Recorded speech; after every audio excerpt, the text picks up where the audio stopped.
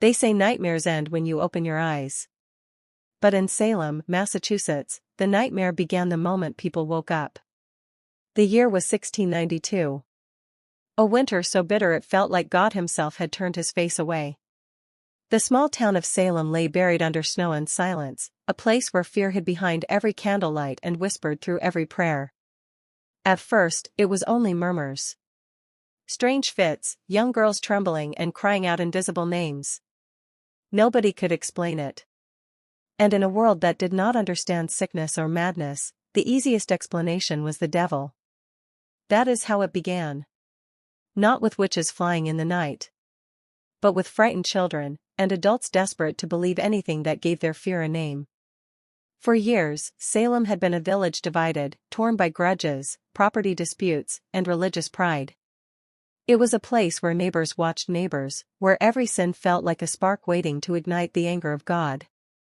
In that long winter, Reverend Samuel Parris preached of sin and punishment from his cold wooden pulpit.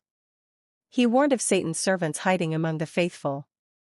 His words echoed through the church, trembling with conviction and paranoia. In his own home, his daughter Betty and niece Abigail began to scream and twist in pain, claiming unseen hands were choking them. They spoke names. They cried of witches. And just like that, suspicion found a face. The first to be accused were women who already lived on the edges of society. Tituba, the enslaved woman from Barbados, her skin, her stories, her very existence made her a stranger. Sarah Good, the beggar who muttered curses under her breath. Sarah Osborne, the sick woman who had not attended church in months. In a world desperate for answers, they were perfect villains. When the trials began, the courtroom was filled with shadows and hysteria. Judges prayed loudly. Girls cried and convulsed on command, claiming to see spirits clawing at them. The air smelled of sweat, fear, and candle smoke. Tituba, beaten and terrified, confessed. She spoke of black dogs and shadowy figures, of witches flying on sticks through the night. But what she really confessed to was wanting to survive. Her words, meant to save her life, instead set fire to the town. Because every confession required more names. Every name became another trial. And soon, Salem turned against itself. As the months passed, the prisons filled. Iron chains grew cold against pale wrists. Mothers wept for children taken.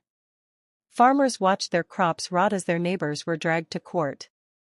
At night, the church bells tolled. In the square, wooden gallows waited, simple, rough, and merciless. Rebecca Nurse was 71 when they accused her, a woman known for kindness, for charity. Even the townsfolk whispered that it could not be true. But once fear takes root, truth loses its voice. On the morning of her execution, she prayed for those who condemned her. The rope creaked, the crowd watched, and Salem fell silent again. The executions became a ritual. The condemned were not burned, as the legends say. They were hanged, one by one, in the summer wind. 18 men and women.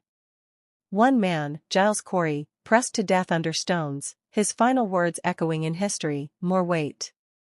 But what made it worse than you thought was not the deaths. It was the way ordinary people learned to believe the unbelievable. Fathers testified against daughters. Husbands doubted wives. Friends whispered each other's names in the dark, because accusation was the only way to prove innocence. The trials were not about witches. They were about power, and fear, and the human hunger to belong, even if it meant destroying someone else. When Governor Phipps finally stepped in to stop the madness, months had already passed. The courts were dissolved. The hangings ended. But the damage was done. Families were broken. The church was silent. Salem was left haunted, not by spirits, but by guilt. Years later, the survivors tried to forget. The town buried its shame beneath new roads and new sermons. But memory has a way of whispering through the walls of history. And if you listen closely, you can still hear it. The trembling voices of those who were accused. The silence of those who watched. And the soft echo of a truth we never seem to learn. That when fear takes hold of reason, It doesn't need witches to destroy us. It only needs us to stop thinking. Soft pause, tone shifts warmer. Tonight, as we drift into that quiet space between wakefulness and sleep, imagine the snow-covered roofs of Salem again. The dim flicker of lanterns. The echo of footsteps on wooden floors. It wasn't a story of monsters. It was a story of people, people who looked like us, prayed like us, and feared like us. And maybe that's what makes it worse than we thought. The hanging stopped, but the silence that followed was heavier than the ropes that swung in the wind. Autumn crept across Salem. The leaves turned the color of rusted iron, the fields went untended, and smoke from abandoned chimneys hung low over the town like a ghost that refused to leave. People walked with their heads down, afraid to meet each other's eyes, as if the truth itself had become contagious. The trials were over. But nothing felt finished. In every home, the echoes remained, a bed left empty, a chair that no one sat in anymore, a child who still asked when her mother was coming back. The gallows hill, now bare, seemed to breathe with the wind. Those who had watched pretended they hadn't. Those who had accused avoided the church pews where the families of the dead still knelt. And in the middle of that quiet, an older man named Jonathan Hale walked the edge of the town at dusk, trying to pray. He had been one of the jurors. He had signed his name on the papers that condemned the accused. He had believed every trembling testimony, every unseen spirit, every word spoken in fear. But now, he could no longer sleep. Because every night, he saw them, the faces of the ones he'd helped hang. Not as ghosts, but as memories, standing silently at the foot of his bed. He would whisper into the dark, "We didn't know. We thought it was the devil." And sometimes, in that long emptiness before dawn, he wondered if the devil had ever needed to come to Salem at all, when the people had done his work so willingly. Life tried to return. The markets reopened. Children played again, though their laughter felt strange, like borrowed sound. The church still rang its bell, though fewer came to listen. Reverend Paris, whose sermons had once thundered of damnation, now preached with trembling hands. His own niece, Abigail, had fled, vanished into the world beyond Salem, her name carrying the weight of infamy. He spoke softer now, of forgiveness. But forgiveness is not something you can command. One cold morning, he found a note pinned to the church door. It read, "We believed you. And it cost us everything." He read it aloud once, folded it quietly, and never mentioned it again.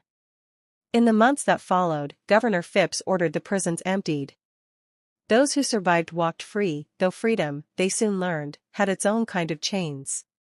Sarah Good's husband wandered the roads, talking to no one. Tituba disappeared into legend, her story retold and reshaped until no one remembered her truth. And Rebecca Nurse's family built a small fence around the place where her body had been secretly buried, planting wildflowers that grew even through the frost. The townspeople avoided that hill. They said it was cursed.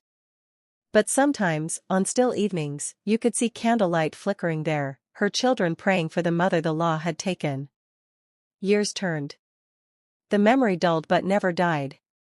In the spring of 1697, a day of fasting was declared, a day for the town to confess its sins.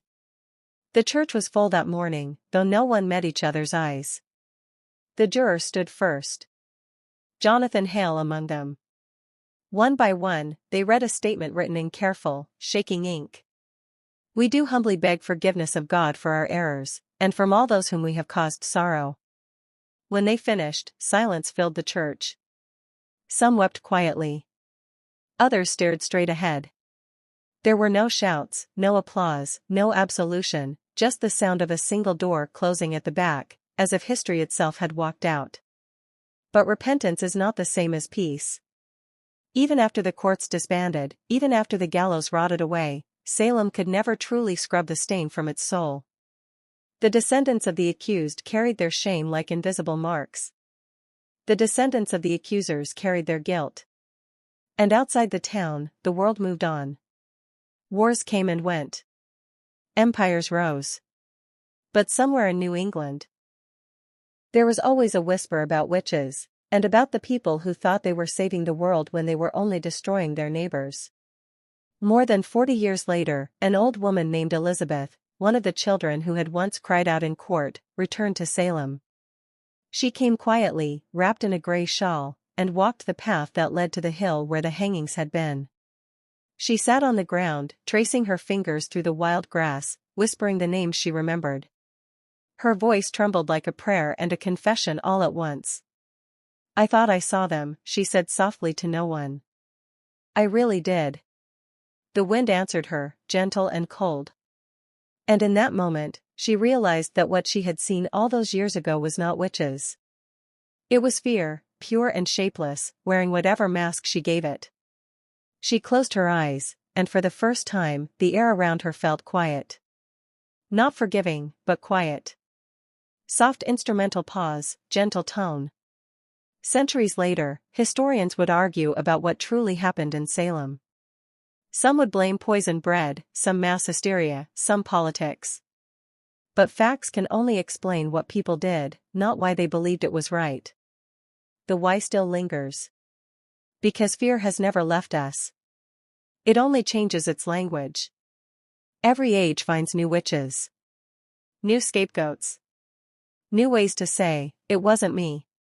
That is why the Salem Witch Trials were worse than we thought, not because of what was done, but because of how easily it could happen again.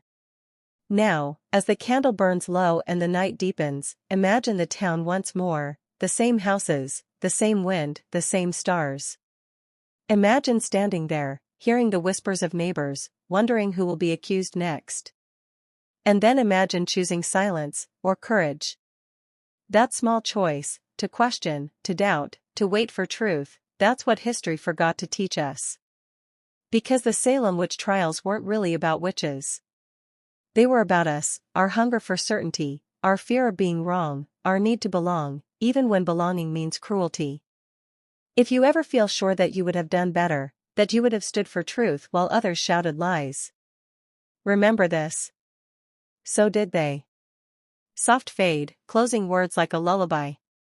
Sleep now. Let the story rest, but don't let it disappear. Because somewhere in the dark corners of every age, Salem waits. Not as a place, but as a warning. And the question it leaves behind is simple. When the world grows afraid again, will we be the ones who hang the witches? Or the ones who speak for them?